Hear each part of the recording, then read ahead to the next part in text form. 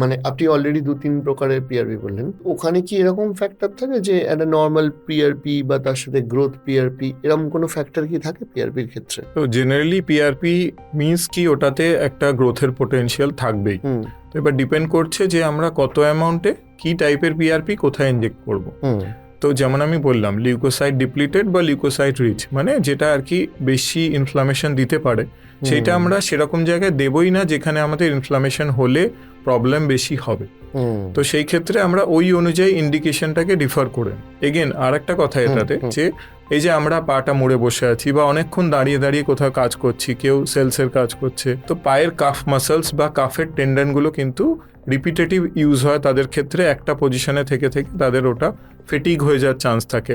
অনেকে অনেক রাস্তা চলতে হয়, তাদের চলতে চলতে ধরুন তাদের টেন্ডো অ্যাকিলিস বা পায়ের হিলের কাছে যে টেন্ডনটা, ওইখানটা হিলের কাছে একটা ক্রনিক পেন থেকে যায়। তো এই টেন্ডো অ্যাকিলিস টেন্ডিনাইটিস বা এই টাইপের টেন্ডিনোপ্যাথি, এই টাইপের টার্মসগুলো যখন ইউজ হয় তাতেও কিন্তু পিআরপির রোল কিন্তু অনেকটা আছে। সেখানেও পুশ করলে, হ্যাঁ সেখানেও পুশ করলে কিন্তু ওই টেন্ডনটা যেটা হয়তো এখনো টিয়ার হয়নি, এখনো ছিঁড়ে যায়নি, সেটাতে কিন্তু কমপ্লিট হিলিং এর একটা চান্স পাওয়া যায়।